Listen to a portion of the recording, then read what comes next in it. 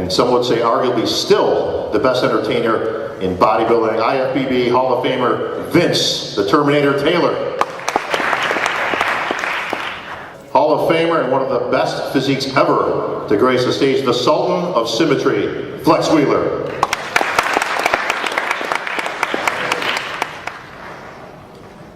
But we need somebody to pretty up this stage, and who better but a multi-Olympia champion, a lady that redefined ladies bodybuilding. She's an IFBB legend, the lovely Miss Linda Murray.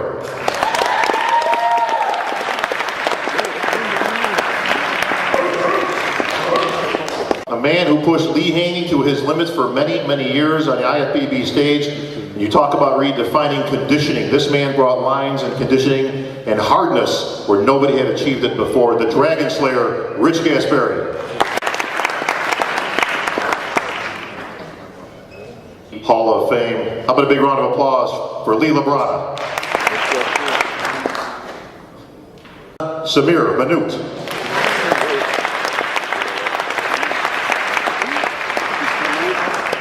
You say about the incredible Lou Ferrigno.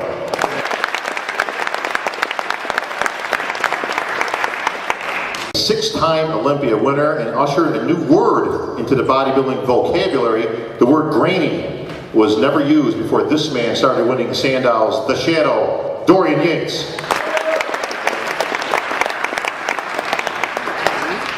An eight-time Mr. Olympia actually ushered in his own vocabulary in the world of bodybuilding. Phrases like, yeah, buddy, were ushered around gyms and still are to this day. Arguably the best physique ever to grace an Olympia stage. Eight-time Mr. Olympia, the big nasty Ronnie Coleman. Wait. Ronnieisms, you gotta love him. Another eight-time Mr. Olympia, a man who broke all grounds and the first man to break Arnold's record. They said it would never be done, but it was done by this great superstar, the incredible Lee Haney.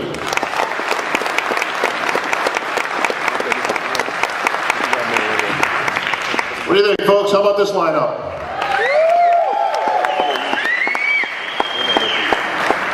I'm not so sure we've ever had this many superstars on stage at one time. A great opportunity. Ladies first. Linda Murray. Welcome, Linda. Yes, ladies first. Yes, ladies first. I like that. Thanks for prettying up the panel. No offense, guys, but... You know, when we would go to the gym and train together, Rich was so intense. Don't get in his way. Don't mess with his weights. I'm working out and by myself, ain't nobody else in the gym. I'm hot, I'm tired. Like, damn, I got to do something to get myself fired up. So I just started talking to myself. so, you know, I don't want to like sound like I was having a conversation, so I just started yelling out stuff. And I was picking up the weight, and it was heavy. So I was like, let me psych myself out. So I said, anyway, no, that ain't heavy, that's lightweight. I was working out and doing martial arts, so, you know, like most little small guys, you know, we've got this image, you know, we want to try to be bigger, so I'd always walk around, you know, all puffed up and everything, and people are like, okay, here comes Flex again, you know, it just kind of stuck. So it was actually a derogatory comment, you know, and I just kind of switched it around a little bit. We talked in your intro about redefining women's bodybuilding. We've seen a change in that over the years. Unfortunately, some of that not so much for the better, but I just wanted to get your views on women's bodybuilding direction and the difference between the way it was when you were winning Olympia titles and the way it is now.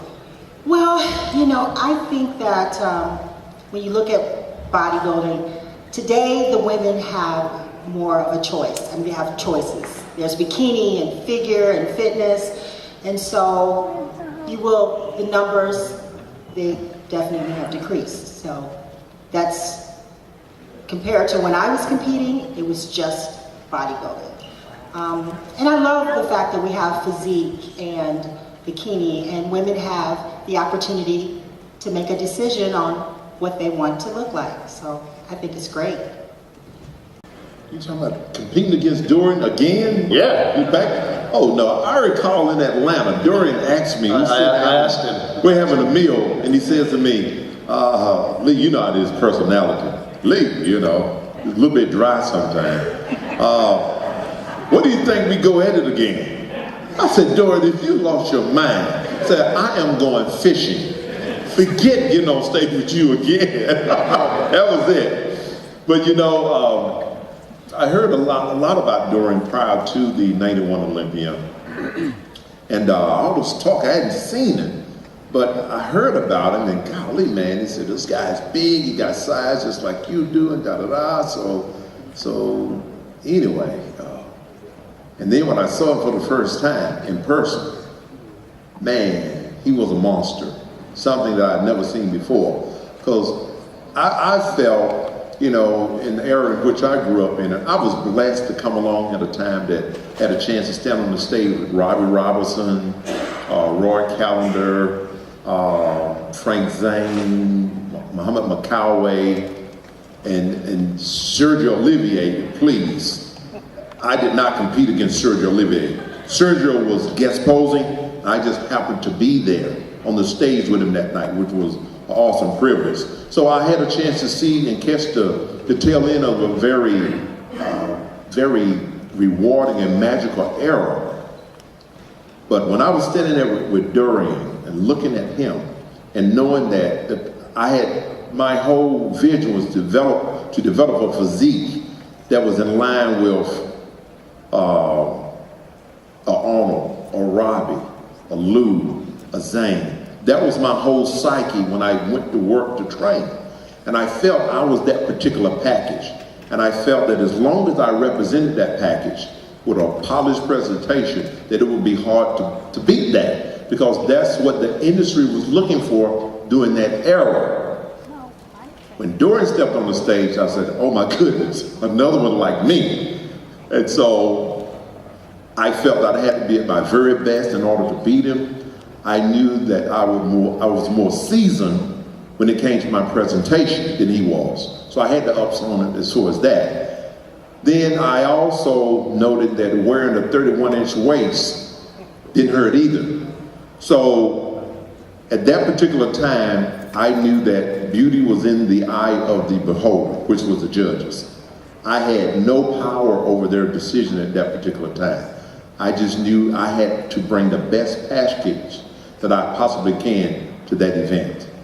And the chips would fall wherever they would. And if it was Dorian, then it was going to be him. If it was me, it was going to be me, but I knew it could have gone either other way. But I felt I had the ups on it because I was a little bit more experienced. But I didn't want to fight him again. That was enough fighting for Dorian. Thank you, Lee. Dorian, your thoughts and recollections of going up against Lee Haney? Lee Haney was Mr. Olympia when I first started training, you know, so to go and compete against Lee Haney was incredible. And I actually had to, psychologically, I had to change my point of view, because Lee Haney was Mr. Olympia. He's like my hero, you know, when I started training. And now I got to go and compete against the guy. So I had to change my point of view from, you know, Lee Haney, my hero, Mr. Olympia, to being another athlete that I'm going to compete against. So that was, you know, that was the first step. I remember at the contest, this is something that stuck in my mind because I kind of utilized this later on. I don't know if Lee's aware of this or if he's doing it on purpose or not, but anyway, it had an effect that we're in the pumping up room, we're pumping up and everything. Lee's pumping up, but he's got his tracksuit jacket on, and he's standing in front of me. I'm looking, this guy's back to me. I take off that tracksuit jacket. I'm like, oh shit. that was impressive. And it was great because it was almost like I think it was the only time when we had a two-man kind of showdown, you know. They usually bring out 3 at a time. It was just me and Lee Haney, you know, at the end of the contest there, man on man. So it was a great honor to beat Lee in one of the rounds. And as Lee said, you know, he was a seasoned professional. His posing routine, his presentation on stage and everything, he got that down. So I wasn't quite there at that point. So I was very happy to get second place. Dorian, were you disappointed that Lee decided to retire? That following year, like, did you want the rematch? Did you want to beat the champ? Was that important to you?